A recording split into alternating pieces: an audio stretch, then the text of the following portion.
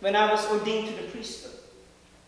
So teach them the rosary. You know, I always knew how to pray the rosary, but I did not really start praying the rosary every day until I was in high school. And it changed my life when I started praying the rosary.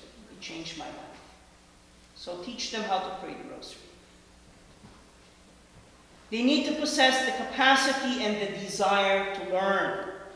All right? When you become a religious sister, when you become a priest, all right? We need priests who know what they're talking about. We need priests who are educated. We need priests who can defend their faith. All right? It's not a cop-out because you can't make it to this particular lifestyle or go to this particular school. We need priests who can think. All right? So they need to know their faith. So make a commitment for your child's religious education. All right? Help them to learn and to understand that. You know, when I was a boy, I would play priest. You know, I told this to, sister would know this story. I would play the role of a priest, and I would be in my neighborhood. And I would take my mother's old curtains, and I would cut a hole, and I would put it, you know, over me like that, and I would use a roll of toilet paper and put it around my neck. And I would walk around in the neighborhood, and I would say, "Let's have Mass." The neighborhood kids still talk about that to this day. Now for hosts, we didn't have these, you know, we didn't have any bread or anything like that, but they had these little Chinese red candies.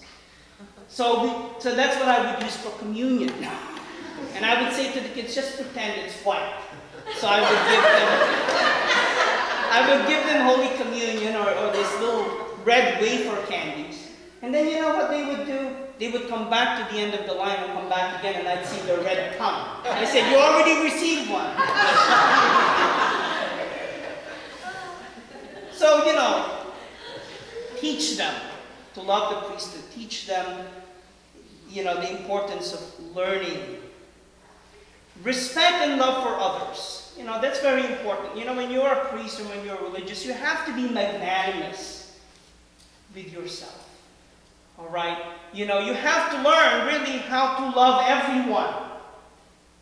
All right? Yes, you have your particular friends, you have your family, but in the end, you have to love with the heart of Christ. You have to love all. All right? You know, it reminds me of the story of when President Lyndon Johnson would come home to his ranch, and he came to know a Catholic priest. And this Catholic priest was very impressed by him. So he said, "You know, I'm going to invite this Catholic priest for dinner one day." So he comes up to the priest, and he said, "I want to invite you over for dinner." Now, this is the President of the United States. And you know what the Catholic priest said to him? "Well, thank you, Mr. President, for the invitation. But you know what? I have a baptism today. And I promised the family that I would join them for dinner." President Johnson was so impressed by that. He said, "You know, imagine turning invitation from the President of the United States to have dinner with him because he made a commitment to be with someone else." All right? So we have to be magnanimous in our love. We have to learn how to love the likable and the unlikable, the popular and the unpopular. We have to possess the ability to work with others.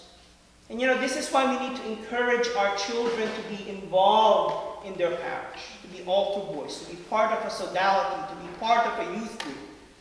You know, I remember when I became an altar boy, and some of the parishioners from St. Peter's can tell you this story. Father Allain, I didn't speak any English when I first came to the United States. And sometimes I feel that I still don't speak English. But Father O'Leary came into the classroom and he said, "We're looking for altar boys." Now, I couldn't understand what he was saying. I heard "ababo." So my friend John, who was seated across me, he said, "Raise your hand, tell me you want to be an altar boy." So I raised my hand. Came home to my mom and said, "Mom, Father O'Leary said I could become a mobile." My mother did not know what I was talking about. That's how I became an altar boy. We need to possess good social skills.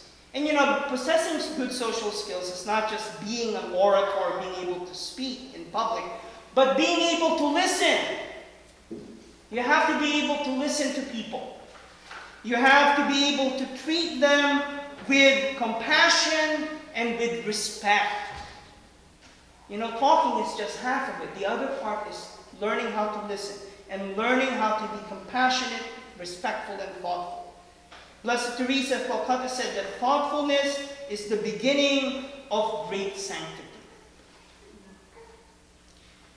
The person who is a good priest must have the ability to enjoy one's own company and the variety of friendships. So encourage the children in your lives, your children, to learn how to relate to their peers. Encourage them to develop friendships. Encourage them to enjoy their time as a youth. It's a gift that God has given to them. You know, just as when you were young, God gave you that gift of youth. Help them to enjoy that gift in a healthy and in a respectful way. Teach them how to relate to others, especially those who are different. Treating women, for the boys, treating women with deference and respect.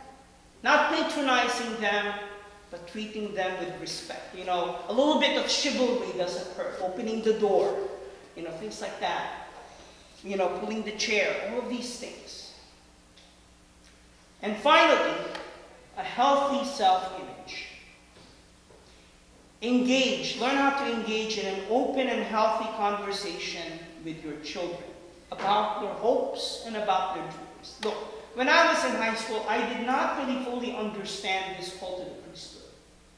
All right, that's natural. When you're a young person, it's hard for you to articulate your feelings. That's okay. But learn how to talk about it with your children. Don't force something on them, as Sister Jessica was saying. Don't badger them. You're going to be a priest. You're going to be a priest. When are you going to apply to the seminary? You know. Help them realize that the most important thing is doing God's will in their lives. That's the important thing. All right? And when they're older, encourage them to pray and seek God's desire in their lives. That's what you need to do. So, just to close, if your teen or young adult have an interest in the priesthood or religious life, there are just some things that you can think about. Encourage them to attend a discernment group, all right?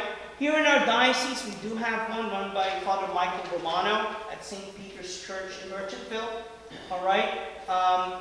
They meet monthly. They have a little talk, a little formation thing, and then they have a little social gathering. So if you have a teen or young adult in your life, you know, encourage them to attend a discernment group. Encourage them to visit different religious homes.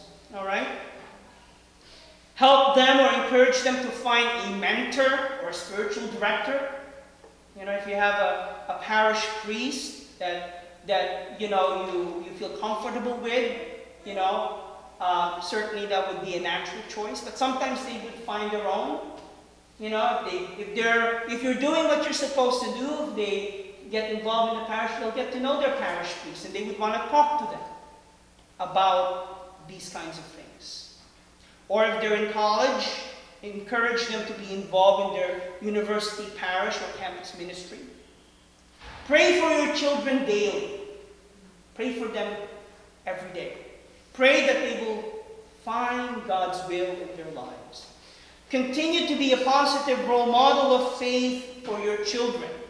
That's the most important thing you can do. Model your faith for them. You know, in that there's a Broadway show, Into the Woods, and there's a song in that play. Careful the things you say, children will listen. Careful the things you do, children will see and learn. So, being a model of faith for them is very important. Let them know that you will continue to love them and support them in what they discern to be God's call in their lives. Be careful not to impose what you want versus what God wants. You know, it never turns out pretty. You know, I've been to 2 seminaries. I've been in Seton Hall, for my undergrad, and then I was in St. Charles in Philadelphia for my graduate.